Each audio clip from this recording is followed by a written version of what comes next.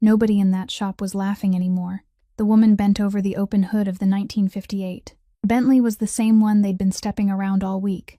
The night cleaner, the one with the mop bucket and the eyes that never came up off the floor.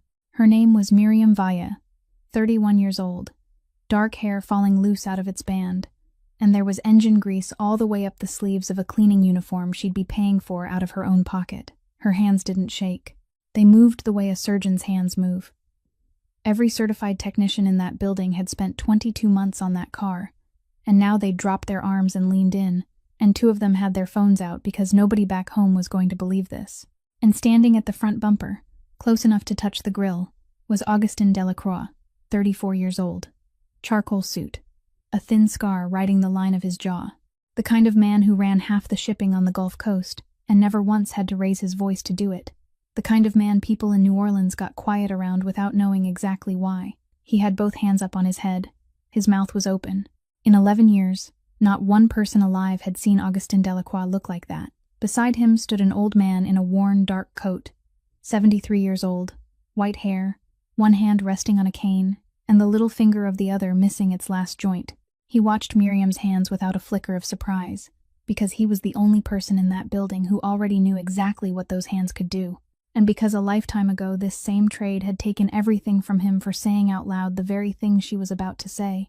And somewhere back in the crowd, Halloran Pike was going pale by the second, because earlier that morning he'd taken the dust cloth out of that woman's hand and thrown it on the floor in front of everybody, and told her she was hired to clean, not to think. $3.1 million, 22 months. 5 of the best restoration houses on 2 continents. And a woman nobody had bothered to look at was standing in the middle of that shop with her hands inside the engine. If this story moves you, hit that like button. It really does help us reach more people. Share it with somebody who's ever been looked straight through. And subscribe, because we tell one of these every single week. Now let's go back to the start of that morning, back to the moment a cleaning cloth hit the floor, and find out how she ended up under that hood. That morning began like every other morning inside Pike and Ashworth Motor Works, with the smell of glass cleaning solvent, the scent of new rubber, and the cold white light from rows of ceiling fixtures spilling down across a polished concrete floor, so glossy that a person could see their own reflection in it.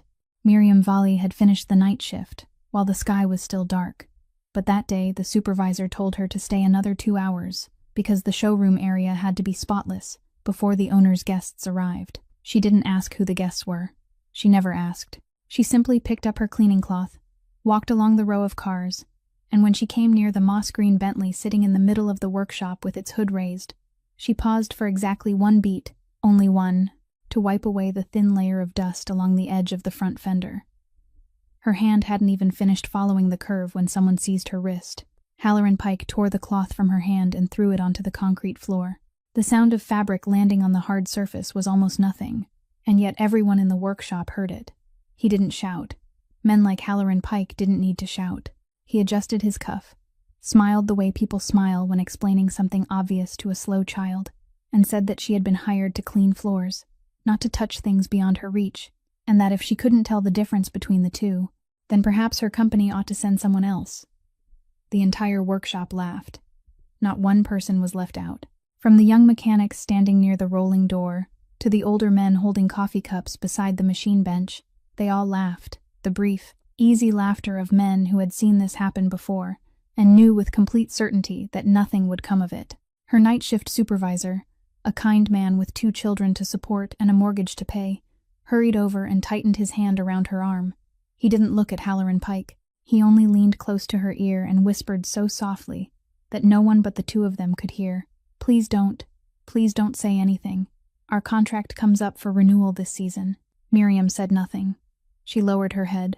She picked up the cleaning cloth, folded it into quarters the way she always did, brushed the dust from its edge, and stood upright again. But her eyes never left the open engine bay. No one in the workshop noticed that, because no one in that building had truly noticed Miriam Valle in a very long time. It had taken her 2 years to reach that state. And during those 2 years she had learned something no school could teach, that if you wanted to survive in a place where people didn't want you, you had to learn how to occupy as little space in the air as possible. She walked close to the walls, always close to the walls, even when the corridor was wide and empty and no one was coming the other way. She cleaned the offices at the hour when the chairs had gone completely cold and the automatic heating system had shut itself off, the hour when the building held nothing but the hum of the cooling units and the sound of her cartwheels rolling across the floor. She went around any passage where people were standing, instead of walking straight through the middle. She knew exactly which doors squeaked, and at what angle she had to push them to keep them silent.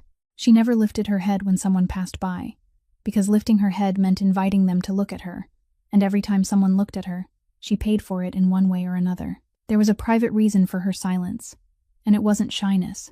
In the years after her father died, whenever tension rose inside her chest, the first word of a sentence would catch somewhere between her throat and the tip of her tongue and refuse to come out.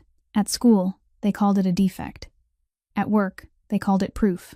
She had tried every method she could find, and in the end she discovered the simplest and most effective one, the answer anyone who had ever been laughed at would find sooner or later. She stopped speaking. A person who never opened her mouth could never stumble over a word.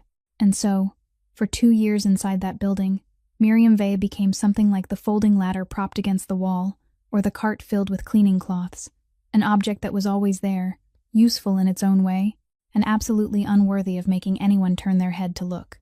And what about you? Have you ever stood in the middle of a crowded room and realized that not one person there could truly see you? She carried the cleaning cloth back to the changing room at the far end of the rear hallway, where 4 old metal lockers stood under coats of gray paint and a round light bulb that had burned out the season before, and that no one had bothered to replace. She opened her locker, and taped to the inside of the door with 4 strips of tape whose corners had yellowed with age was a small sheet of white paper. On that paper was a car. It was nothing more than a horizontal rectangle with 2 circles underneath, one larger than the other, because the tiny hand that had drawn them hadn't yet learned how to keep its lines even, and above it was a curved line that an adult would have to study for a long time before realizing it was meant to be the roof. The car had been colored blue, not green, and not quite blue either, but the kind of blue a child makes by taking 2 different crayons and coloring one over the other because she can't find the shade she wants, a deep blue with a faint, mossy cast that, had Miriam paused long enough to think about it, she would have recognized as exactly the color of the car sitting in the middle of the workshop outside. But that morning, she didn't think. She only touched one corner of the paper with her fingertip, as she did every day, a gesture so small that no one could have given it a name, and then she closed the locker. Nola had drawn it for her one Saturday afternoon while sitting on the kitchen floor with an old box of crayons bought from a discount store, and when she finished, the little girl lifted the paper in both hands the way someone might offer up something unimaginably precious, then made the sign for Mother, pointed to the car, and pointed back at herself, 3 quick, certain movements flowing one into the next, and Miriam understood at once that she was saying, "You and I will go in this car." The child had never ridden in anything finer than the pickup truck more than 10 years old that her mother still parked beneath the tree beside their building, but in her mind, the car was blue, and it could move, and there were 2 people inside it. Nola was 4 years old. Her world was a world without sound, and she lived there happily, happy in the way only a child can be, completely and without comparing it to anything else. She smiled with her whole face. She knew when her mother had reached the door by the draft, slipping through the crack, and the faintest tremor of the wooden floor beneath her bare feet, and she always ran to meet her before the door had opened all the way. She had a box of crayons, a cloth doll missing the hair on one side of its head, and a mother who lowered herself to eye level every evening so they could speak with their hands. Inside the metal locker at the end of the hallway in Pike and Ashworth Motor Works, surrounded by the smell of solvent and cold metal, that sheet of paper was the only thing with color. Outside in the workshop, fewer than 30 steps from that changing room, the man everyone had spent the morning preparing to receive was still standing in the same place. Augustin Delacroix didn't walk around the car the way other distinguished visitors did when they came to the workshop, didn't bend down to study the paint beneath the lights, didn't run a hand along the bodywork. He simply stood there with both hands in his trouser pockets, in exactly the position slightly forward and to the left where he had always stood as a boy, and looked at the Bentley the way a person looks at the hospital bed of someone they love, who has been lying there far too long. The mechanics who passed nearby lowered their voices without thinking. No one had told them to. In New Orleans, people lowered their voices around Augustin Delacroix by instinct, the way they softened their footsteps when passing through a church. And most of them, had they been asked, couldn't have explained precisely why. He had never raised his voice at anyone in this building. He hadn't raised his voice at anyone in many years. The thin scar running along the line of his left jaw was the only thing about him that suggested there had once been another time, and no one ever asked about it twice. The car was older than he was. His father, Émile Delacroix, had waited for it at the port on a distant September afternoon, when the entire waterfront still smelled of raw coffee and ship engine oil, and they lowered it from the cargo hold by crane as though lowering an expensive coffin. The old man had stood there watching for 2 full hours, refusing to let anyone touch it, and then drove it home himself along the river road, moving so slowly that the cars behind him had to sound their horns. Throughout his life, the old man had only one thing to say about machinery, and he said it so often that it became something close to a prayer in the Delacroix household. He said machines didn't know how to lie, only people did. He said it while teaching Augustin how to listen to an engine during a cold start, said it when the boy dropped a wrench on his foot and tried to hide the swelling, and said it during those final evenings when his voice had grown so weak that one had to lean close to hear him clearly. And in every summer, when this car remained whole in Augustin's memory, there was always a little girl sitting in the back seat. Rosalind was 6 years younger than he was. She used to climb into the car before their father could even open the door for her, sitting straight-backed in the exact center of the rear bench, where she could see through the space between the 2 adults' heads and look directly out at the road, her feet swinging several inches above the floor, never quite reaching it. She sang along with the radio.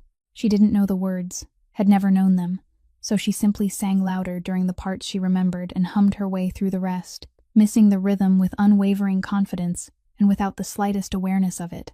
Their father never once told her to be quiet. He only turned the radio up a little, so her voice wouldn't sound so alone.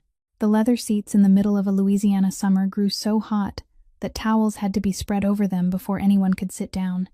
And the smell rising from that leather beneath the sun, the sharp sweetness of it mingled with gasoline and the scent of a child's hair, was something Augustin later realized he could summon whenever he wished, more clearly than the faces of many people who had passed through his life. He had believed he would remember that singing voice forever, but the truth was that the voice was the first thing to fade.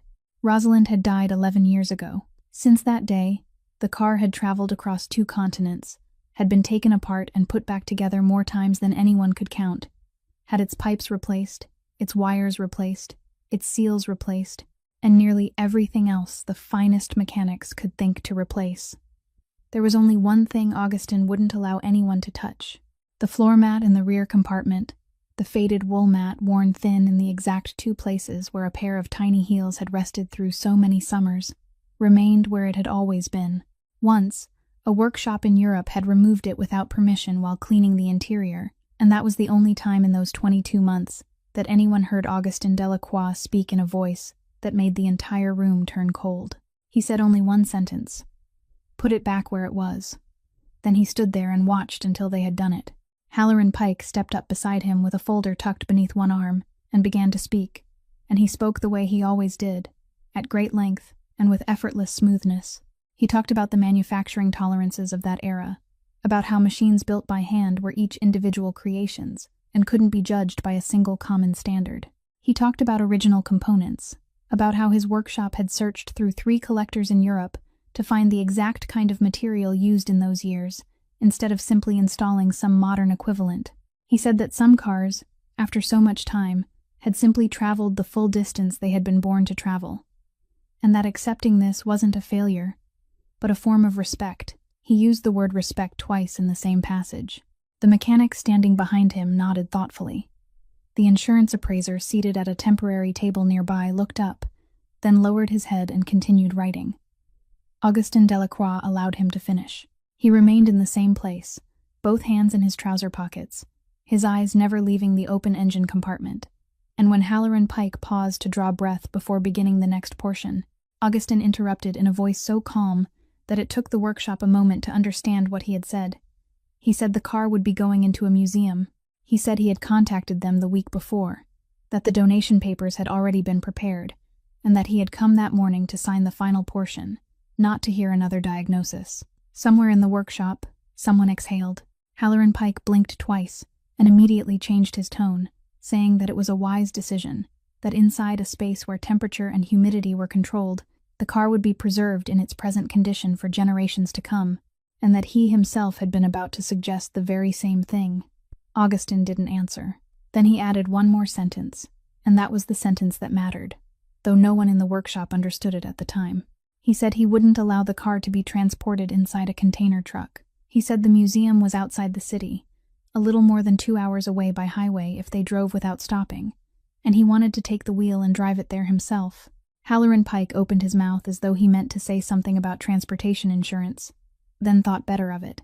Augustin continued, still in that same even voice, saying that this car had never rested on the bed of another vehicle. His father had driven it home from the port himself, and if it had to make one final journey, then it would travel on its own wheels, over asphalt, with its engine running. He said he knew it would hesitate a few times along the way. He said he had lived with that for 22 months, and could endure another 2 hours. Then he fell silent for longer than necessary, and when he spoke again, his voice had dropped slightly, just enough for those standing nearby to hear, saying that he wanted to sit inside it one last time while it was still moving. Standing about 2 steps away from him, slightly behind as a man accustomed to remaining behind, Cormac Byrne drew a small leather-bound notebook from his breast pocket. Cormac Byrne was 41 years old, with closely cut hair and a shirt buttoned all the way to the collar, and in all the years he had worked beside Augustin Delacroix, no one had ever needed to tell him anything twice. He didn't ask for clarification. He didn't offer an opinion about the weather, about rush hour, or about whether a machine that hadn't run continuously for more than half an hour in 22 months ought to be taken onto the highway. He simply nodded, opened the notebook, and wrote. He wrote quickly, in small, even letters, then asked politely what time his employer wished to depart, and whether he needed him to go ahead and inspect the route. Augustin said he would leave as soon as everything there was finished. Cormac Byrne nodded once more, drew a line beneath what he had just written, then closed the notebook and returned it to his breast pocket. No one in the workshop looked at him then. No one had any reason to. The insurance appraiser tapped his pen against the tabletop and said that, according to procedure, before the transfer file could be closed, the vehicle's operating condition at the moment of handover had to be documented, which meant the engine needed to be started one more time and recorded. Halloran Pike waved toward the row of workbenches, and Barnaby Quill, the master mechanic who had spent 20 seasons in the trade and had hands as large as a blacksmith's, stepped forward and lowered himself into the driver's seat. The entire workshop moved half a step back out of habit. The key turned in the ignition. There was a very brief silence, the kind of silence anyone who has ever stood beside an old machine knows, and then the engine caught, and the deep rumble of 6 cylinders rose to fill the space between the concrete walls. It was a beautiful sound. Even the men who had laughed that morning fell silent then, because that sound was unlike anything built in their lifetime. It was warm, full, and steady in a way that made a person want to lay a palm against the hood and feel it. At the far end of the workshop, a little more than a dozen steps from the car, Miriam Vallier was cleaning the glass partition between the showroom and the corridor leading to the offices. She had reached the 3rd pane from the bottom. She worked in rows, from left to right, from bottom to top, and she had cleaned that sheet of glass so many times that her hand already knew where the stubborn stains were without her needing to look. By the time the sound of the engine reached her, the wall and the distance had softened it, until it seemed like the sound of machinery carried through water. She kept wiping. Her arm completed 1 circle across the glass, then a second, and somewhere near the middle of the 3rd, something touched her. It didn't enter through her ears. It traveled through the concrete floor, rose through the soles of her shoes, climbed her shins, and stopped in the center of her chest, just beneath the breastbone, at the exact place where, many years ago, her father had pressed a finger and told her that this was where she listened, not with her ears. 1 beat faltered. Only 1. It happened so quickly that if someone had coughed at that exact moment, no one would ever have known it had been there. Miriam's hand stopped. The cleaning cloth remained motionless against the glass, neither moving forward nor falling, and her entire arm froze in that unfinished position, as though someone had pressed pause on a strip of film. She didn't turn her head. She didn't breathe. Her head tilted perhaps half an inch to the left, so slightly that no one could truly have called it a tilt. Several seconds passed. The engine kept running, still smooth, still warm, and Barnaby Quill was telling the appraiser that he had listened to engines all his life, and that this machine was running better than most of the things that had come into the workshop during the past month. Then it came again, The cloth slipped from her hand and fell to the floor for the second time that morning. Miriam turned around. She took 3 steps toward the showroom and stopped, her empty hands hanging at her sides, and she opened her mouth. The first word caught. It caught in the same place where it had always caught in the years after her father died, and in that moment, all 2 years of her silence gathered inside a single syllable that refused to leave her throat. She drew in a breath. Then she began again, more slowly, and her voice traveled the full length of the workshop, thin but clear, cutting through even the sound of the engine. She said, "Please don't take the car on a long drive." Someone laughed first. Then the entire workshop joined in, and this time the laughter was much louder than it had been that morning. Augustin Delacroix raised one hand. He said nothing, didn't turn toward the mechanics, simply lifted his right hand from his trouser pocket and held it at waist level, and within 3 seconds, the laughter died so completely that everyone could hear the ventilation fan overhead. Barnaby Quill shut off the engine. The silence that followed was heavier than the silence before it. Augustin turned and looked toward the woman standing in the middle of the aisle, and he looked at her longer than anyone in that building had looked at her in the past 2 years. Then he asked what she had just said. Miriam lowered her eyes to the floor by instinct, then did something she herself couldn't understand how she managed to do. She looked up. She said the car wasn't failing where everyone was searching. She said the sound wasn't coming from the engine. She said it had been making that sound the entire time, but the missing beat wasn't coming from the place everyone was staring into, and if he intended to drive it continuously on the highway for more than 2 hours, then she was asking him not to do it. She finished the entire sentence without stumbling again. Halloran Pike gave a short laugh, then stepped forward and said that this was, in fact, a good opportunity. His voice was cheerful, almost friendly, the voice of a man who had suddenly seen a very clear path opening before him. He said that since everyone who needed to be present was already there that day, the insurance appraiser, Mr. Teddy O'Yelloran, from the manufacturer's heritage division, who had flown in that morning to certify the car's originality, 2 classic car assessors, and the workshop's entire team of mechanics, there could be no better occasion to settle the matter once and for all. He said that if this woman believed she had heard something the entire profession had overlooked for 22 months, then she was welcome to point it out right there, in front of everyone, and he would personally make certain she was given any tool she required. He looked around, gathering the nods of agreement, then added that there was, of course, a time limit, because the museum's transport vehicle was already on the road and would arrive sometime that morning, so they would use whatever time remained, and the moment that vehicle stopped outside the rolling door, the matter would be over. He opened the service folder and turned several pages for the appraiser to see, reading a few lines aloud as he went, saying that the entire electrical system had been rebuilt, the transmission overhauled, the fuel pump replaced, the vacuum assembly replaced, and the cylinder head gaskets replaced as a complete set. Then he closed the folder and said that, as everyone could plainly see, there wasn't a single part of this machine that hadn't already been touched by the finest hands in the trade.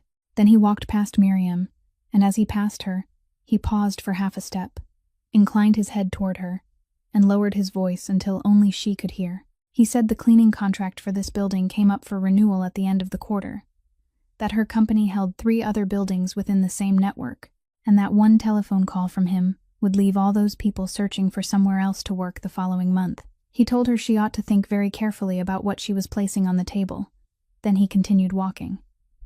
Miriam remained still. Inside the pocket of her uniform, her telephone vibrated. She had intended not to look, but it vibrated a second time, and she took it out. It was the hospital office.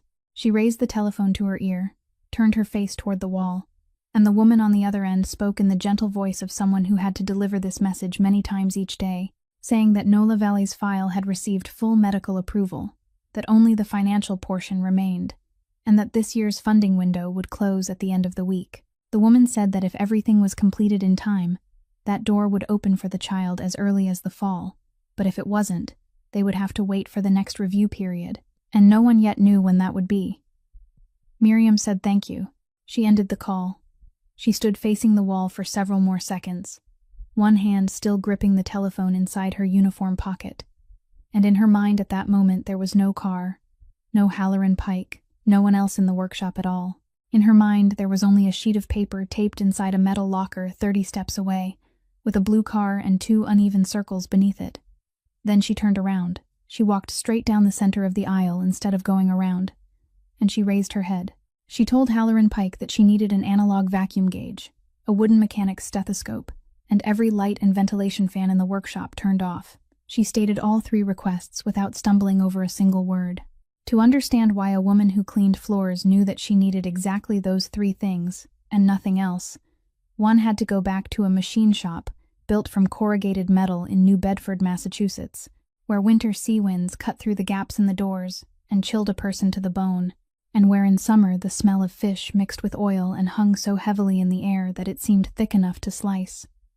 Her father repaired engines for fishing boats, not the beautiful kind that rested beneath polished hoods, but diesel machines as large as wardrobes, crusted with sea salt, and patched again and again by men who couldn't afford to buy new ones.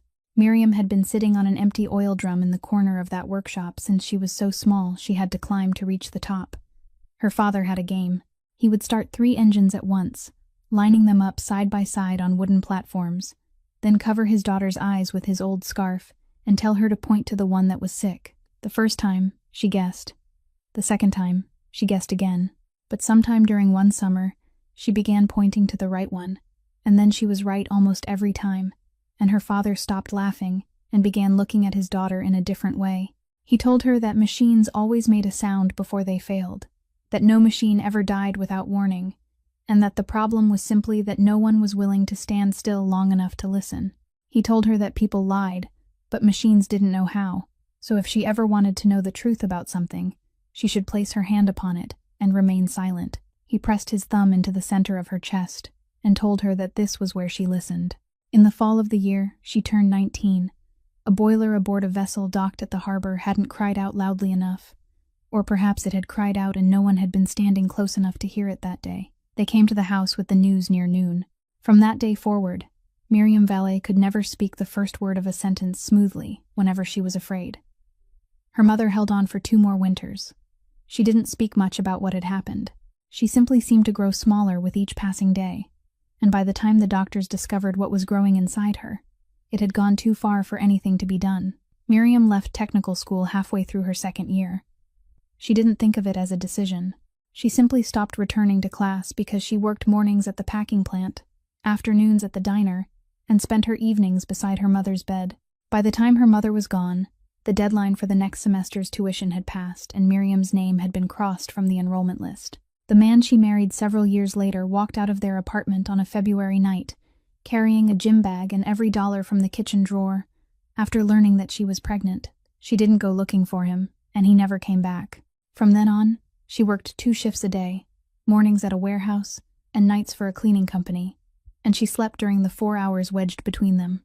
Then came the autumn, when someone sat across from her in a room filled with white light and explained that her daughter's world was a world without sound, that the little girl was otherwise perfectly healthy and would grow up like any other child, only she would grow up inside silence. That night, Miriam sat in her old pickup beneath the tree beside the building at 2 o'clock in the morning, with the overhead light turned off and her daughter asleep in the apartment on the 3rd floor. She opened her telephone. The screen was cracked along a diagonal line running from the upper left corner almost to the center, and whenever the light came on, the fracture divided the image into 2 uneven halves. She found a video teaching sign language to beginners. She didn't begin with the alphabet. She dragged the progress bar forward until she found the exact 3 words she wanted. Right hand against the chest, then point to herself, then point forward. She followed the movements, and her hand was wrong. She rewound the video. She tried again, and this time her finger landed in the wrong place. She rewound it once more. Inside that dark truck, a woman in her 20s, who had just finished working 16 hours, sat practicing the 3 simplest movements of a language she had never known existed, repeating them until her hand could complete all 3 without looking at the screen, repeating them until her fingers knew the path by heart, just as her hand would later know every pane of glass in the workshop. Then she collapsed against the steering wheel and cried, and the following morning, when the little girl opened her eyes, the first thing she saw was her mother's 2 hands telling her, "I love you." Several years later, after mother and daughter had moved down to New Orleans because the rent was cheaper there, and a center was willing to care for children by the hour during night shifts, Miriam developed the habit of riding her bicycle home along the longer route beside Bayou St. John, instead of taking the main road. The detour added about 15 minutes, but it was quiet. And at that hour after the night shift ended, when the sky was no longer completely dark, but morning hadn't fully arrived, the water lay flat as a sheet of gray glass, and the air was so still that every sound could travel a very long way. On one such morning, as she rode past a row of low corrugated metal workshops with their backs turned toward the canal, she heard an engine running inside a building whose rolling door had been raised about 1.5 feet. She pedaled another 10 turns before squeezing the brakes. She remained seated on the bicycle for a long moment, her head tilted, then leaned the bicycle against a utility pole and walked back. She knocked on the door.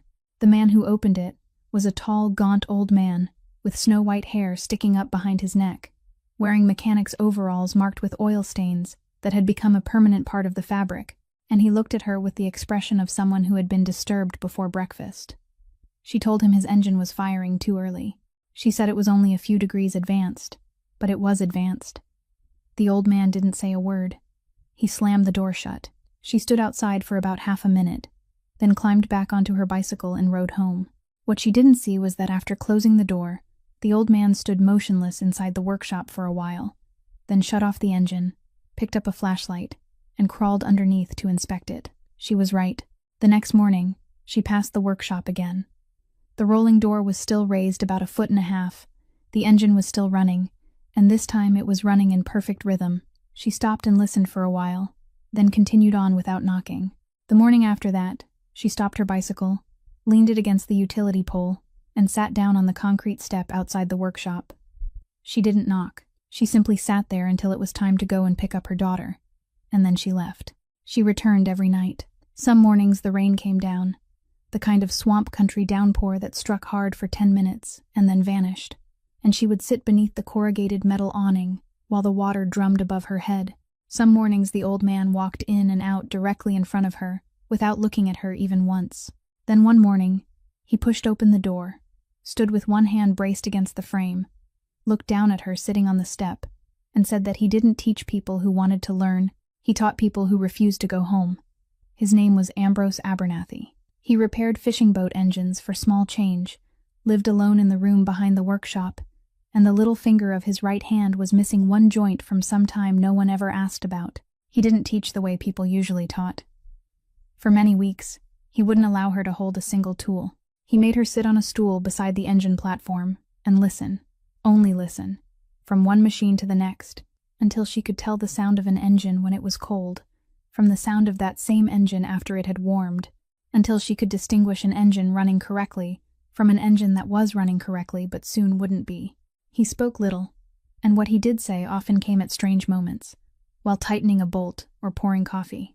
He told stories from his old trade in whatever order memory gave them to him, about the year an entire workshop in England had to wait 3 weeks for a ship carrying parts that was stranded at sea, about a moss-green Bentley he had once worked on when he was still very young, a car ordered by a man from New Orleans who had traveled there in person, about the time he burned his wrist on a hot pipe he had believed was already cool. He never told any story from beginning to end, and she never asked him to. One morning, when she said she could hear something but wasn't certain, he pointed toward the running engine and told her that machines didn't know how to lie. They only spoke very softly, and if she had heard it, then it had already spoken to her. The only question left was whether she had enough courage to trust her own ears. She asked him how anyone knew when it was right to trust. He wiped his hands on a rag, looked out toward the canal as the light began to gather over the water, and said that this was a question she would one day have to answer for herself in a room full of people, and when that moment came, he wouldn't be there to answer it for her. She discovered it one morning near the end of spring, when she was standing in the workshop doorway, and he was bent over the engine platform with his back turned to her. She called his name. He didn't turn around. She called again, louder this time, and he remained bent over, exactly as before, both hands continuing their work in the same steady rhythm. She walked around the engine platform and stopped in front of him, and when he looked up and saw her, he truly startled, the way a person startles when someone touches his shoulder in the dark. She told him she had just called him twice. He looked at her for a moment, then lowered his head and went back to work, saying that it was noisy in there, but not a single engine was running in the workshop at the time.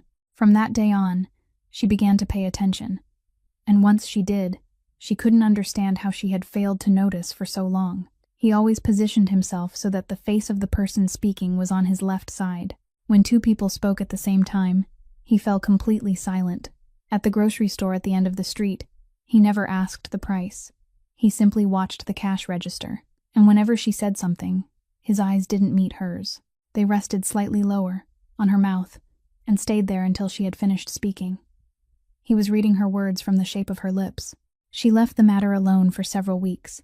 Then one morning she placed a cup of coffee in front of him, sat on the stool across from him, waited until he looked up, and asked slowly and clearly how long it had been since he could no longer hear properly. He didn't deny it. He lifted the coffee cup, then set it down again without drinking. He said it hadn't happened in a single night. It had gone little by little, taking something from him each year, and at first it had only taken the things high above, birdsong, horns, telephone bells, things that didn't seem to matter if they disappeared.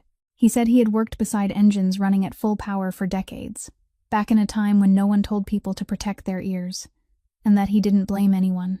It was simply the price the trade demanded, and anyone who stayed in it long enough had to pay with something. Then he added that what was leaving him now was no longer birdsong. He said he could still hear an engine, could still hear it loudly and clearly, but the quietest part of it, the part beneath the roar, the part he had spent his entire life searching for, had begun to fade around the edges. He said there were mornings when he placed his hand against an engine casing and knew with certainty that something was happening inside, yet he could no longer tell exactly where it was. Miriam asked why he hadn't told her sooner. He said that saying it aloud wouldn't have changed anything, and that at first he hadn't known whether she would remain long enough for it to matter. Then he said the words she would continue hearing in her mind for many years afterward, that this was precisely why he had been teaching her with such urgency, that there were things he could hear that almost no one else alive could hear anymore, things that existed in no book because they couldn't be written down, and he had no intention of carrying them into the ground with him. He said he had taught 11 people in his lifetime, and the other 10 had all left before reaching the difficult part. He said he had no intention of teaching anyone else after her. Miriam sat in silence for a very long time. Then she told him that her daughter had never heard a single sound, and that she had learned to speak with the little girl through her hands. Ambrose Abernathy looked down at his own hands, at the hand whose little finger was missing one joint, and for a long while he said nothing. Then he told her to pick up the wooden stethoscope and listen to the engine on the second platform again. This time, he said, listen to the space in between.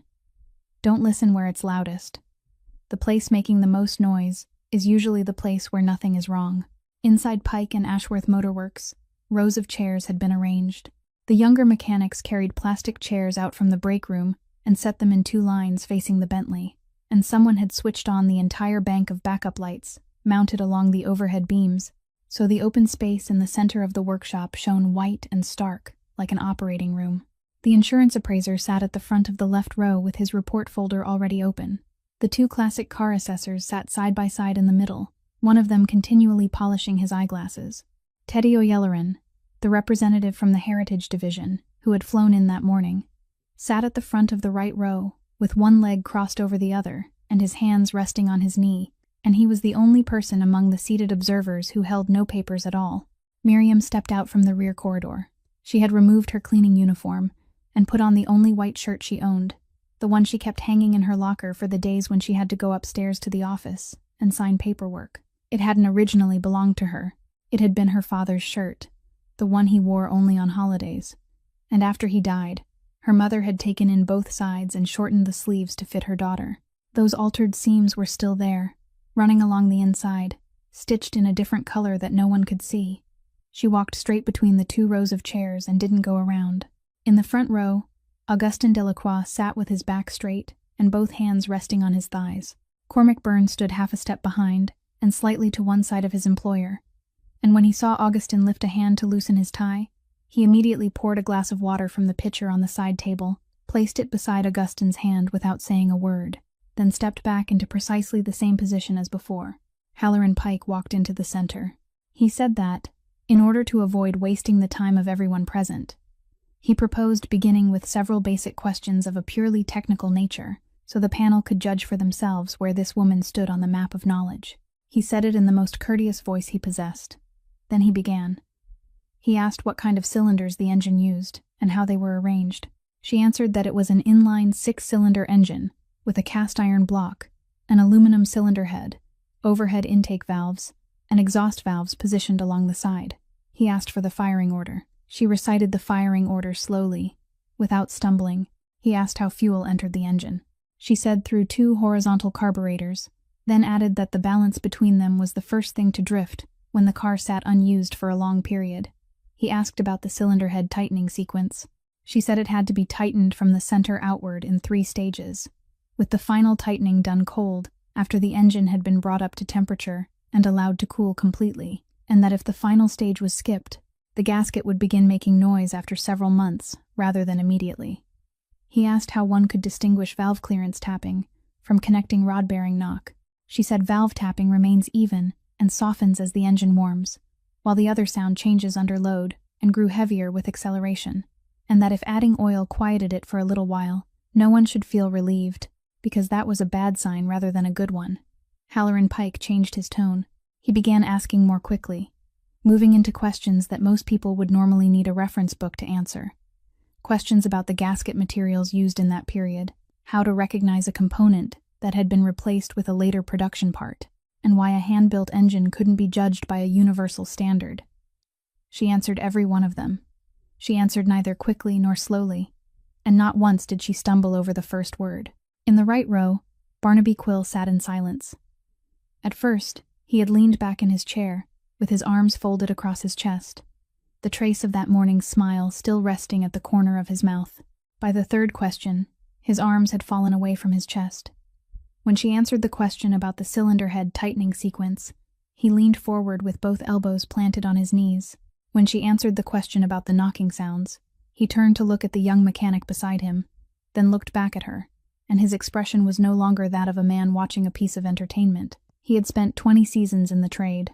He knew perfectly well that he would have needed to stand up and pull a book from the shelf to answer even half of what she had just been asked. He remained sitting that way until the end, and when Halloran Pike finished his final question, Barnaby Quill was the only person in the workshop who was no longer looking toward Halloran Pike. Just as Halloran Pike turned toward the panel to say that, in any case, answering a few memorized questions still proved nothing, the small door beside the rolling entrance swung open. Daylight spilled across the polished concrete in a long, bright strip, and through that light came an old man walking with a cane. He wore a dark coat worn thin at the cuffs. His white hair stood up at the back of his neck, and he moved slowly, placing the cane down before every step, and only then bringing his foot forward. No one in the workshop knew who he was. Someone was about to ask when Teddy O'Yelleran sprang from his chair. He rose so quickly that the plastic chair behind him tipped backward onto the floor, and no one bothered to set it upright. He called out the name of the man who had just entered, both his first name and his last, then added in the voice of someone hearing aloud a name he had once encountered in books during his school years that this was the man who had written the chapter on vacuum systems and power assistance in the technical handbook. An entire generation of mechanics in the profession had been required to memorize, the very chapter that remained unchanged in the manufacturer's training materials to this day. The 2 classic car assessors turned and looked at one another. One of them murmured something under his breath, then stopped. Barnaby Quill rose from his chair without even realizing he had done so. Ambrose Abernathy walked the full length of the workshop, slowly and steadily, without looking at anyone. He came to where Miriam stood beside the Bentley, and placed his free hand on her shoulder, the hand whose little finger was missing one joint. He said he had come to bear witness. He said he had taught 11 people in his life, and she was the only one who could hear what he heard, and that if she said she had heard something, then they ought to stop and ask her what she had heard instead of asking where she had learned. Halloran Pike opened his mouth to object to the impartiality of a witness invited by the very person under examination. But before he could finish the sentence, Ambrose turned toward the car, and he stopped completely still. The cane remained planted against the floor, but the hand resting on its handle began to tremble. It trembled very slightly, the tremor of old age or of something else, and he made no attempt to hide it. He released Miriam's shoulder and took 2 steps forward, bent down to study the front of the car, then moved around to the left, to the exact position slightly forward, and to the left, where Augustin Delacroix had stood all morning. He reached out his hand but didn't touch it. Slowly, almost as though speaking only to himself, he said that he knew this car. The entire workshop fell silent. He continued, saying that the bodywork hadn't been mass-produced, that it had been built to order, and that he remembered the trim running along the edge of the door, because the entire workshop had been forced to remake it twice. He said he had put his hands inside this machine when he was still very young, on the other side of the ocean, in a workshop where the winters cut through the skin, and that it had belonged to a customer who had traveled there in person to place the order, a man from New Orleans. Then he turned toward the front row and spoke the family name. He said he still remembered it, because no one in the workshop back then had been able to pronounce it correctly. In the front row, Augustin Delacroix didn't move. The glass of water Cormac Byrne had poured remained untouched beside his hand. Then he stood, very slowly, and said in a voice gone suddenly hoarse that the man had been his father. He spoke his father's name. Ambrose Abernathy looked at him for a long moment, then nodded once and said that the old gentleman had remained inside the workshop for that entire afternoon, refusing to allow anyone to touch the car, and that after all those years, he still remembered it. Halloran Pike recovered his voice and said that in that case, they should proceed, because this workshop possessed the most advanced equipment anywhere along the Gulf Coast, and he motioned for a young mechanic to wheel over the diagnostic machine. It was a gleaming gray metal box mounted on 4 wheels, with a touchscreen and a bundle of sensor cables neatly coiled inside a drawer on the side, and Halloran Pike announced its value aloud, slowly, so everyone could hear. Miriam looked at the machine for about 2 seconds and said she didn't need it. Somewhere in the workshop, someone cleared his throat. She said she needed 3 things. She needed an analog vacuum gauge, the kind with a round face and a real moving needle, not a digital display. She needed a wooden mechanic's stethoscope, and if the workshop no longer had one, she had brought her own inside a cloth bag. And she needed every light along the overhead beams, and every ventilation fan in the workshop turned off. The entire room laughed. This time the laughter spread into both rows of chairs, with people turning to whisper to those beside them, and one of the 2 classic car assessors removed his glasses, polished them, and shook his head. Halloran Pike lifted both hands toward the ceiling, then let them fall, saying that he wasn't sure whether they were conducting a technical examination or holding a séance. Miriam stood still and allowed the laughter to pass over her. Then she said the ventilation fans operated within a sound range almost identical to the one she needed to hear, and the ballasts in the overhead lights made noise. She said she needed to listen. She said only those 4 words and offered no further explanation. Augustin Delacroix turned toward Halloran Pike and said, "Turn them off." No one laughed again. It took some time to find an old analog vacuum gauge, and in the end, Barnaby Quill was the one who retrieved it, pulling it from the bottom drawer of an old tool cabinet at the far end of the workshop, wiping the dust from the glass with his sleeve, then placing it into her hands himself without saying a word. The lights along the overhead beams went dark. The ventilation fans stopped. The workshop sank into the dim daylight filtering through the frosted windows high above, and the silence that rushed in after the fans died was so complete that several people in the rows of chairs had to swallow. Miriam connected the gauge to the vacuum line from the intake manifold, tightened it by hand, checked the connection by giving it a gentle pull, then stepped back and asked them to start the engine. Barnaby Quill turned the key. The engine caught. The needle jumped, then settled at 1 mark and remained there. No one spoke during the first minute. By the 3rd minute, someone shifted in his chair. By the 5th, the insurance appraiser had begun taking notes. Not about the car, but about the time. The needle remained still. It was absolutely motionless, without the smallest twitch or tremor, flat and steady as a ruled line. And with every passing minute, that stillness seemed to speak a little more loudly, saying that the woman was wrong. A young mechanic took out his telephone to check the time, then put it away again. One of the classic car assessors stood, went outside for a cigarette, then returned. Halloran Pike lowered himself into the nearest plastic chair, crossed one leg over the other, and rested his chin against his hand in the manner of someone determined to let the entire room see that he was bored. He checked his wristwatch twice within a single minute. Ambrose Abernathy stood leaning on his cane, his eyes never leaving the gauge. Miriam didn't look at it.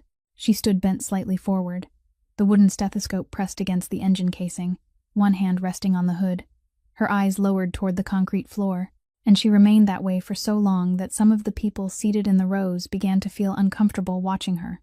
The temperature inside the engine compartment rose. The smell of heated metal began to spread through the air. At the 15th minute, Halloran Pike stood, brushed at the legs of his trousers, and opened his mouth to make some declaration. And at that exact moment, the needle trembled.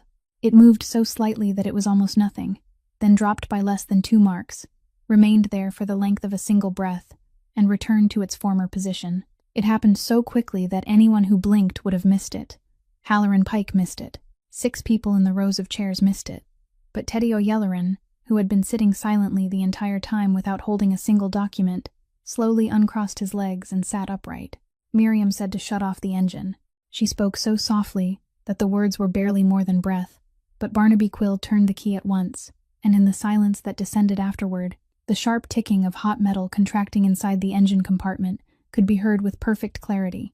She removed the watch from her wrist and placed it on the edge of the fender, then stepped to the front of the car and bent over the open engine bay.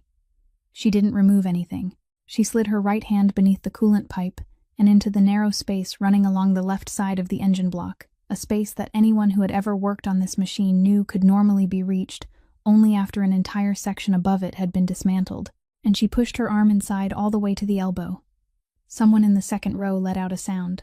Her hand was small, her wrist slender, and she turned her palm at an angle so it could slip through the tightest point, moving with the practiced ease of someone who had performed that same motion hundreds of times inside fishing boat engines, far more cramped than this one. Then she began to trace the line. She followed the pipe with her fingertips, slowly, one section at a time, pausing every few inches to press gently against its outer covering before continuing. Her eyes remained fixed on the wall ahead, rather than looking into the engine compartment, because it was dark inside, and because she didn't need to see. The people in the chairs began leaning forward. 2 young mechanics rose and moved behind those seated in the front row. Barnaby Quill left the driver's seat, walked around the front of the car, and stopped about an arm's length from her, his hands hanging at his sides, his eyes fixed on the place where her arm disappeared into the engine bay. Someone in the back took out a telephone and raised it to record. Then a second person did the same, and Augustin Delacroix, who had stood all morning with both hands in his trouser pockets, pulled them free and lifted them to his head. He stood there with his palms pressed against his temples, his mouth slightly open, his eyes never leaving the woman bent over the engine. In 11 years, no living person had ever seen him like that. Miriam's hand stopped. She remained still for the length of 3 breaths. Then her fingers began moving in place, feeling around a single point, completing one circle and then another. She asked for a light. Ambrose Abernathy took the small flashlight from his coat pocket and placed it into her hand himself. She withdrew her arm from the engine compartment, transferred the light to her left hand, then reached inside with both hands, and this time she bent lower, her head nearly touching the edge of the raised hood. She remained there for a long time, long enough for one of the 2 classic car assessors to rise fully from his chair. When she pulled her hands out, there was a black stain across the tips of her index and middle fingers, and she raised them close to her eyes, turning them beneath the daylight filtering through the high windows. Then she did something that left the entire workshop frozen. She brought the 2 fingers to her nose and smelled them. She straightened. Her father's white shirt now bore a streak of oil running from her wrist almost to her elbow, and she didn't bother to look down at it. She said that the diaphragm seal inside that assembly didn't belong to this car. Halloran Pike immediately said that the assembly had been replaced, that it was written in the service record, and that he had read it aloud to everyone in the room less than 2 hours earlier. Miriam said yes. The record stated that it had been replaced, but the part currently inside the car wasn't new, and it wasn't original either. She said it was a reproduction, and whoever had made it had tried to make it look old enough. She said its surface had been soaked in chemicals, and then heated so the outer layer would darken and become evenly brittle, and the smell still clinging to her fingers wasn't the smell of rubber that had remained inside an engine for all those years. It was the smell of something new that had been made to appear old. Ambrose Abernathy stepped 1 pace closer. Miriam continued, and her voice was completely calm now. She said the reinforcing fabric inside a diaphragm seal from that period had been woven diagonally, with the threads crossing at an angle, and that near the edge there was always a very faint, recessed mark from the British manufacturer, so faint that it could only be seen when held at an angle beneath a light. She said the piece inside the engine had a straight weave. She said it bore no mark. Then she raised her head, looked directly at Halloran Pike, and said that someone had taken this car apart. The sentence fell into the middle of the workshop and remained there. For several seconds, no one said anything. Then Teddy O'Yelloran asked whether she was certain, and she said she was. She repeated it more slowly so everyone in the rows of chairs could hear. saying that the service records contained a line stating that the vacuum assembly had been replaced, and that if it truly had been replaced, then the part inside the engine compartment should have been intact, soft, and carrying the smell of new rubber, not a piece that had been deliberately made to appear old. She said someone had signed a document confirming work that had never been done, and that she didn't know who that person was or why they had done it. But it had happened, and the proof was sitting inside this machine. She said that was all she knew. The insurance appraiser stopped writing and looked up. One of the two classic car assessors asked whether the assembly could be removed immediately, so they could examine it with their own eyes, and Barnaby Quill had already taken a step toward the tool cabinet when Halloran Pike moved across his path. He laughed. He laughed more loudly than necessary, the laughter of a man who had decided that the only way out of the room was to drag everyone else with him. He said, "Ladies and gentlemen, let us stop for a moment and consider what we have just heard."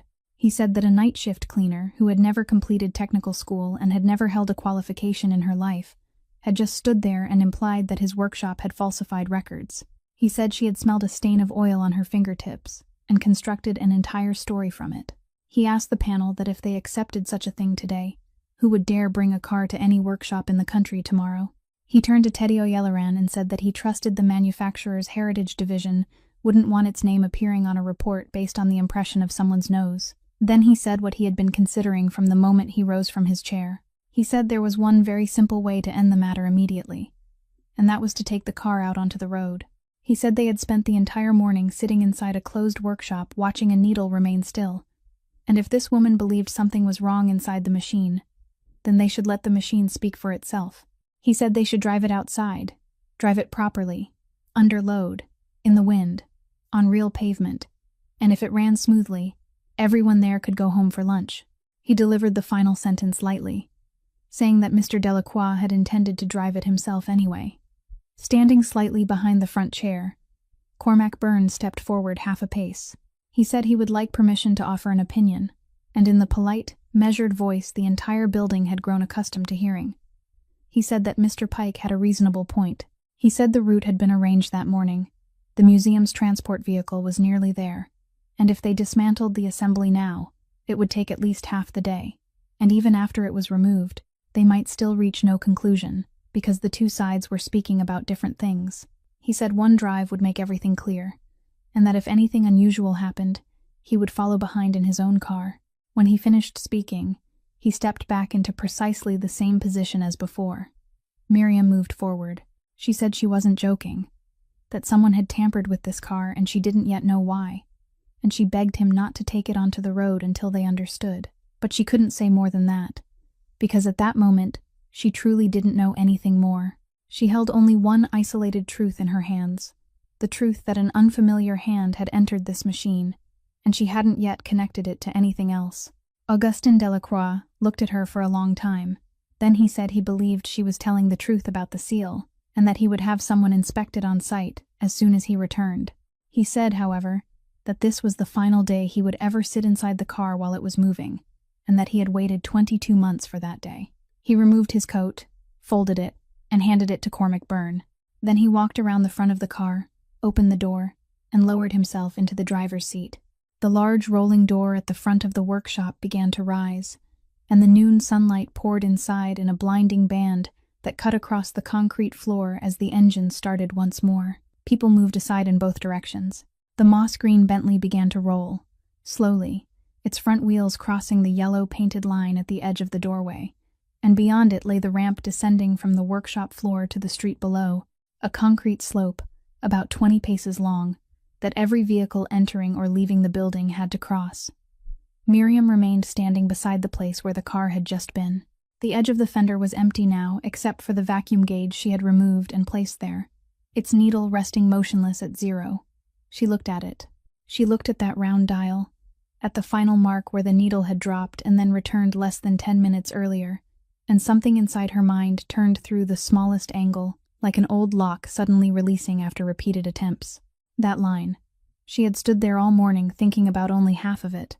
The engine drew vacuum through the intake manifold, and that suction didn't travel only into the engine. A branch split away from it and ran toward the rear, to the assembly that allowed a driver's foot to stop such a massive weight of iron with ordinary pressure. Without that vacuum, The brake pedal would still be there. The brakes would still engage. But they would require a force no human foot would be prepared to apply. And the leak at that point didn't open while the engine was cold. It opened only after everything had heated and had been running long enough. Inside the workshop, with the car standing still and the engine cold, the needle remained steady and the brakes worked perfectly. Out on the road, after 20 minutes of continuous driving, at the very moment the driver most needed to stop, the pedal would sink. Miriam turned toward the rolling door. The car had reached the top of the ramp, and she screamed. She screamed with everything inside her chest, and that first word, the word that had caught in her throat ever since the autumn when she was 19, burst free and whole. She screamed, "Don't press the brake." She screamed, "Pull the handbrake." She ran between the 2 rows of chairs, knocking one plastic chair to the floor, raced toward the rolling door, and kept screaming, repeating the same sentence again and again, her voice breaking at the end without stumbling once. Inside the car, Augustin Delacroix heard the cry. He couldn't make out the words. The front wheels had already crossed the crest of the ramp, and the weight of the car had begun pulling it downward. And according to the reflex that 40 years behind the wheel had set into his body, his right foot left the accelerator and came down on the brake pedal. He pressed. The pedal sank.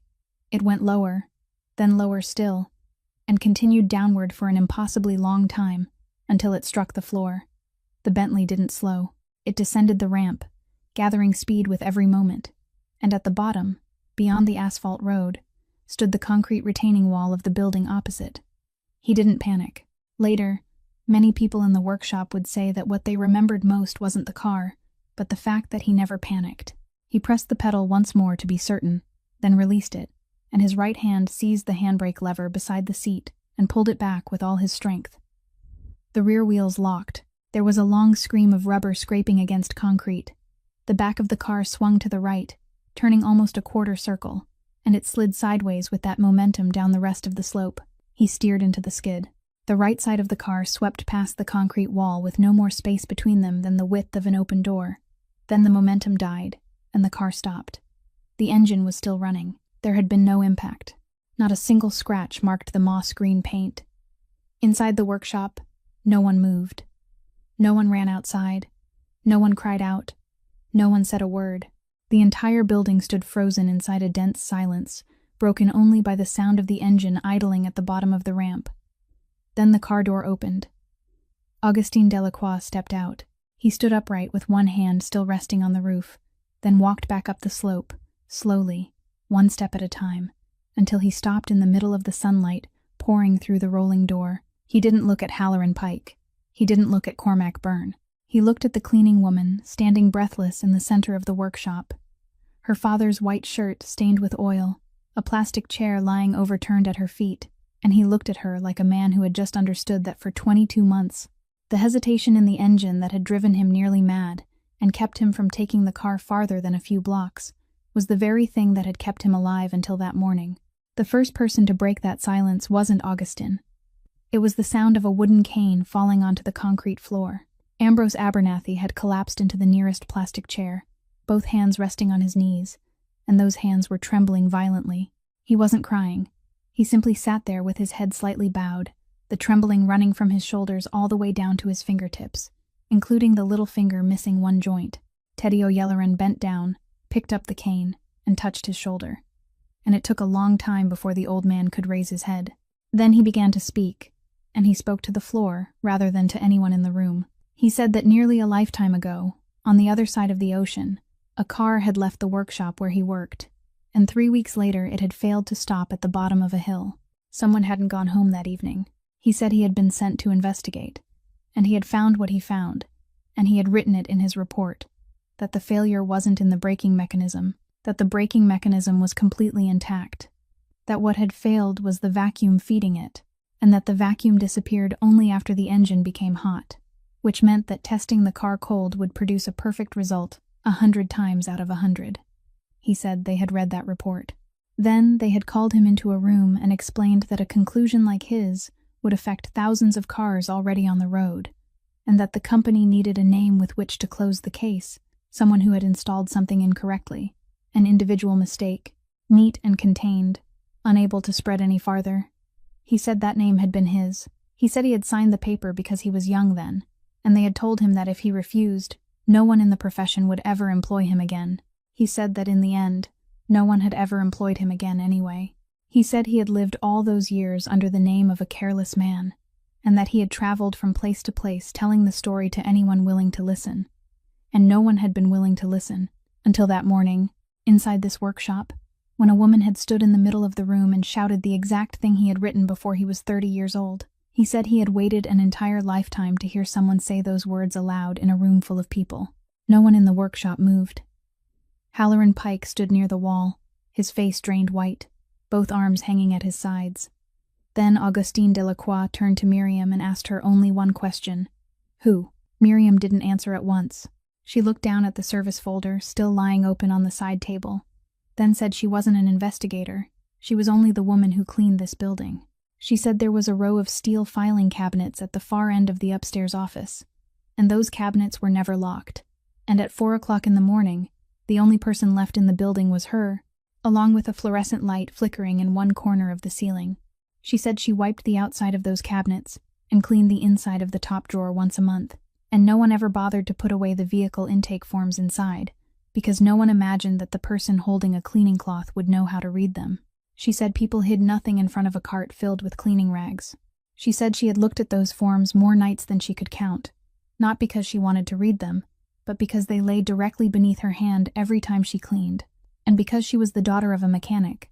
The name of that car had caught her attention the very first time she saw it. Then she said that throughout those 22 months, every time this car entered the workshop, there had been only one signature beneath the approval box on the intake form. Always the same signature. Not once had it been different. She raised her head and spoke the name. Standing slightly behind the front row, Cormac Byrne didn't move. Miriam continued, and her voice was very calm now, saying that there was one more thing she had only just come to understand. She said the cleaning contract for this building was absurdly cheap, cheaper than every other building her company maintained, and for 2 years she had wondered why a place as prestigious as this one had agreed to hire a company like hers. She said that on the contract, beside the line naming the person who approved it, there was that same signature. She said her company had been chosen because someone wanted people who knew nothing about machinery walking through the workshop at midnight, people who would wipe down the car and leave without ever stopping. Then she looked directly at Cormac Byrne and said that he was the man who had personally brought her all the way inside. Cormac Byrne didn't deny it. He didn't step back, raise his hands, or make any gesture belonging to a man who had been cornered. He simply took the small leather-bound notebook from his breast pocket, the same notebook in which he had written the route that morning, and placed it neatly on the side table beside the service folder. Then he said that her name was Rosalind. He spoke the name, and the silence in the workshop deepened by another layer. He said she had accepted his proposal in the spring of that year, that they hadn't yet told anyone but each other, and that the ring he had bought with the first savings of his life was still lying in his desk drawer to this day. He said he had been out of town that night. He said that when her illness became worse, the only person in the house with her was her older brother, and that brother hadn't called an ambulance. He said the brother had carried his sister out to their father's car, laid her across the back seat, and driven her himself, because in his mind at that moment, the car was faster, safer, and more dependable than anything else in the world. He said the car had stalled halfway there. He said only one person knew how many minutes it remained stranded, and that person had never spoken the number aloud to anyone, not even to him. He said that by the time they reached the hospital, it was too late. Then he raised his eyes to Augustin and said that for all those years he had stood behind his employer, poured water, taken notes, arranged routes, and watched that car being cleaned, maintained, and carried across 2 continents like a sacred relic, while the girl who had once sat in its back seat lay beneath the earth. He said he had wanted only for his employer to know what it felt like to sit inside that car and understand that it wasn't going to stop. Then he stopped speaking and said nothing more. Augustin Delacroix listened to everything. He didn't move once during the entire confession. When Cormac Byrne fell silent, he remained silent for a long while as well, long enough for several people in the workshop to take another half step back. Then he spoke. He spoke very softly, so softly that the people seated in the rear rows had to hold their breath to hear him, and it was that very softness that sent cold through their spines. He said he wouldn't touch him. He said he wouldn't allow anyone else to touch him. Not one person, not ever, and that he could sleep peacefully knowing that. He said he would call the people in uniform, and he would give them every document, every intake form, every contract, that little notebook, and the seal still sitting inside the engine compartment outside. Then he spoke his final words, saying that he would sit in the front row at every hearing, every single day, until the matter was finished. And that each time Cormac lifted his head, the first thing he would see would be him. Cormac Byrne said nothing. He only lowered his eyes to the notebook he had placed on the table. Teddy O'Yelleran had already raised his telephone at some point. Then Augustin turned toward Ambrose Abernathy, and his voice changed completely, growing hoarse and tired. He said that nearly a year earlier, an elderly mechanic in Milan had abandoned the work halfway through and returned every dollar Augustin had paid in advance, without offering a single explanation. He said that afterward, a letter had arrived from there. He said he hadn't opened it. He said he had received too many letters over those 22 months. Letters from people trying to sell him another hope, and by the time the number had reached several dozen, he had stopped opening them and simply allowed them to gather in a pile inside the desk drawer at his home. He said that letter was still there, untouched and unopened. Then he raised a hand and pressed the bridge of his nose. And he said that for 22 months, he had traveled across 2 continents, searching for someone willing to tell him the truth, while the truth had found its own way to his front door long ago, and he hadn't even bothered to open it.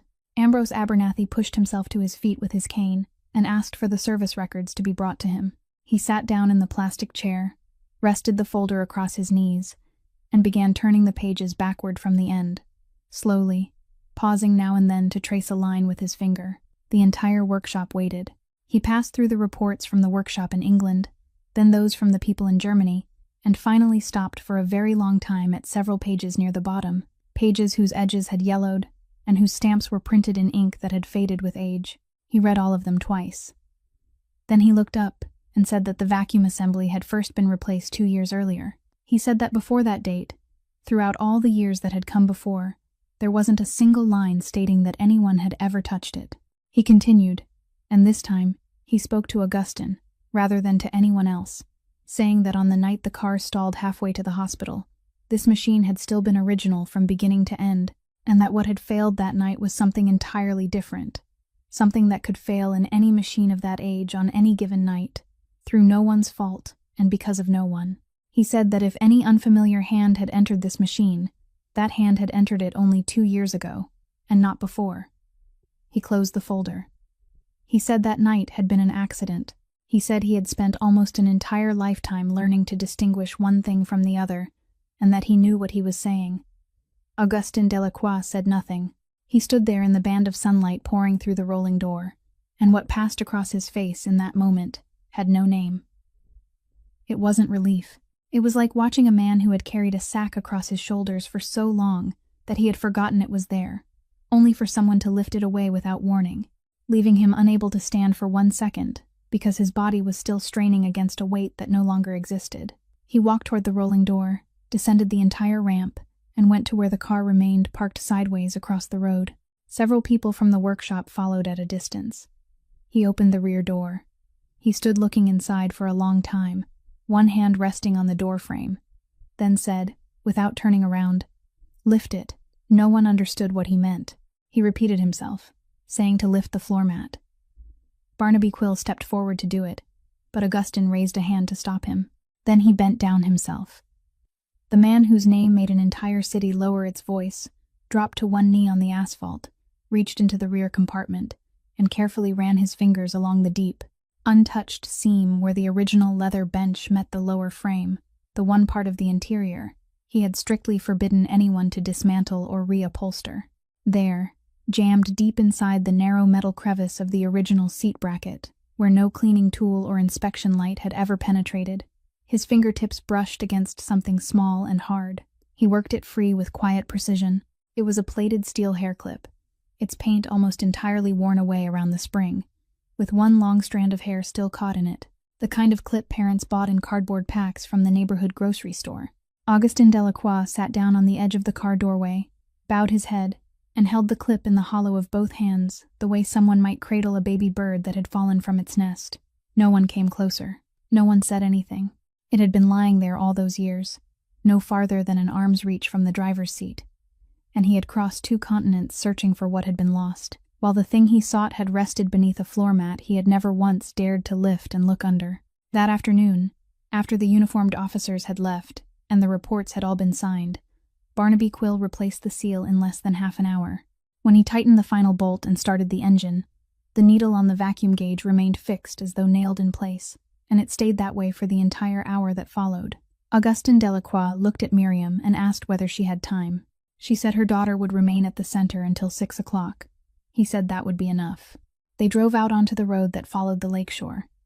The road he knew better than any other road in the world because during the past 22 months, it was where the car had betrayed him most often, the stretch with 3 long curves and a gently rising straightaway where the engine had hesitated every single time. It was late afternoon, the lake lay perfectly still, and the sunlight stretched horizontally across the water in a band of copper. He drove the entire stretch. The engine didn't hesitate once. He continued for another circuit, then a third, and on the third, he pulled onto the grassy shoulder, switched off the engine, and sat motionless with both hands still resting on the steering wheel. A very long time passed before he spoke. He said there were mornings when he woke and forgot for the first few seconds, and that those few seconds were the worst part of the day, because afterward he had to remember everything from the beginning, and he had been forced to remember it from the beginning every day for 11 years. He said he wasn't afraid of dying. He said he was afraid of the thought that if he had chosen only slightly differently that day, only slightly, there would now be a woman somewhere in the world living a life of her own. He said people believed grief was the heaviest burden, but it wasn't. The heaviest burden was never being allowed to know for certain, and he had spent an entire decade arguing with someone who was no longer there to argue back. He said he had kept the car because it was the only thing left that remembered. Then he added more quietly that he had also kept it because he needed the car to bear responsibility beside him. Because if he had been the only one carrying it, he couldn't have endured the weight. Miriam sat silently and listened to everything. She didn't comfort him. She didn't say any of the things people usually said to one another at moments like that. Then she spoke about her daughter. She said that when they told her the little girl would grow up in silence, the first thing she thought about was everything her daughter would never have, and she had cried for months over that list. She said it had taken her a long time to understand that the list belonged to her, not to the child. She said her daughter had never lost anything, because she had never possessed it in the first place, and the little girl's world wasn't Miriam's world with something taken away. It was a complete world in its own way. She said the child spoke to her all day long, spoke more than any other child she had ever known, spoke with her hands, with her eyes, and with the way she tugged at Miriam's sleeve 3 times in succession whenever she wanted her mother to look at something. She said it was her daughter who had taught her the very thing she had stood and said inside the workshop that morning. That silence didn't mean there was nothing to say. Silence only meant that no one had yet been willing to look closely enough or remain still long enough. Then she turned toward him. She said this car hadn't taken his sister from him. She said machines didn't know how to argue back, so people placed upon them all the things they were too afraid to place upon themselves, and the machine simply lay there carrying them for 11 years, without being able to speak a single word. She said the thing beneath the floor mat had waited there all those years, and it had been able to wait because one man had refused to let anyone touch that mat. She said this car wasn't the thing that had stolen Rosalind away. It was the last thing that had managed to preserve a little of her warmth, and it had held on to that warmth through all those years without losing it. Augustin Delacroix lowered his head toward the steering wheel. The man whose name made an entire city lower its voice sat crying inside his father's car beside a lakeside road beneath the copper light of the dying day, and there was no one there to witness it, except a woman who cleaned buildings on the night shift. The Heritage Division's investigation ended before that summer had passed. They didn't have to dig very far to discover that throughout those 22 months, Pike and Ashworth Motor Works had billed for work that had never been performed, and that an unrecorded payment had entered Halloran Pike's private account during the exact week when the vacuum assembly was listed as having been replaced. Every certification he held was revoked. His name was removed from the list of authorized workshops across the country, and the file was turned over to investigators. What people in the trade talked about longest wasn't what he had done, but what he had failed to do. He hadn't constructed some elaborate conspiracy.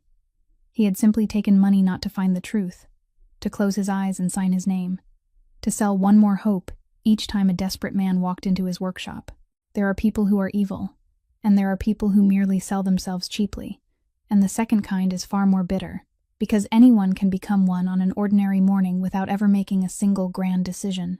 Teddy Oyalaran came to see Miriam the following week. He told her that his division had a program for people entering the field of heritage restoration, with full tuition and a salary during the apprenticeship, and he said that he had spent that entire morning sitting in those rows of chairs, so he had no need to see her credentials.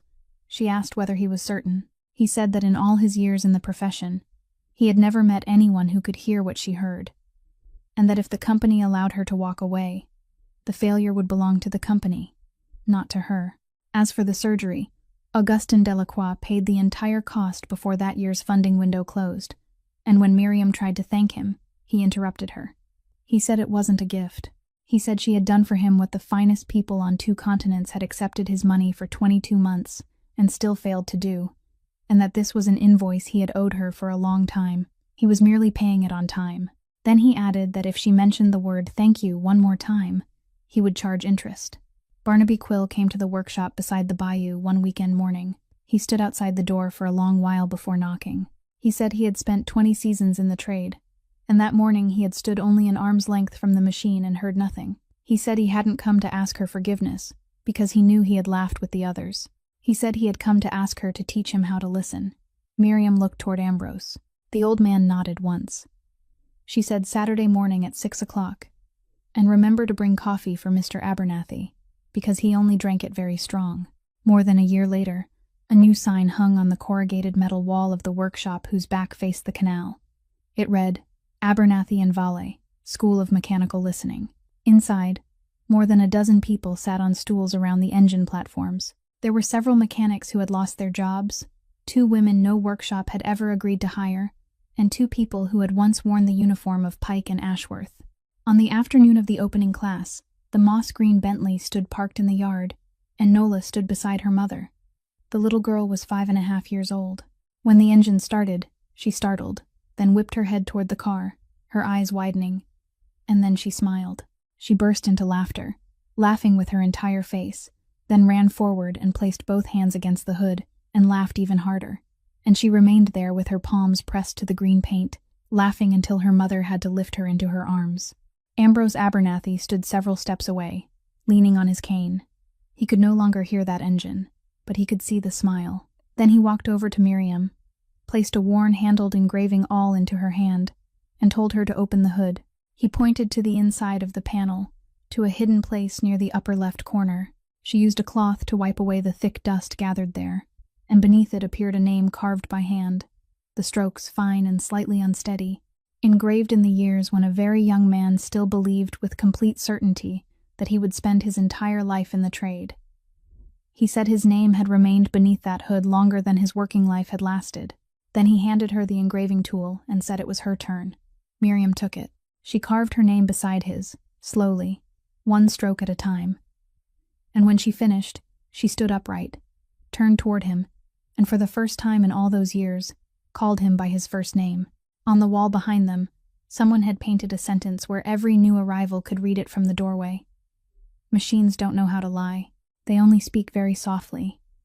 And perhaps that is also what this story hopes to leave behind, that the worst thing we do to one another isn't causing pain, but deciding beforehand that the other person has nothing worth hearing, that a person's value isn't found in the clothes they wear, in the occupation printed on a pay stub, or in whether they are permitted to raise their head, that somewhere around us, at this very moment, there are people holding brooms, cleaning cloths, and trays of food, carrying within them something the whole world would benefit from, if only it were willing to stop for 30 seconds and ask them one question. If today's story touched you, please subscribe to our channel, press the like button, and share it so that more stories like this can find their way to you each day. We would truly love to know how you feel about Miriam and Mr. Abernathy's story, so please leave a comment below and tell us what you think from the deepest place in your heart. We wish every one of you listening to this story abundant health, a joyful life, and peace in every day ahead. Goodbye for now, and we'll see you again in the next video.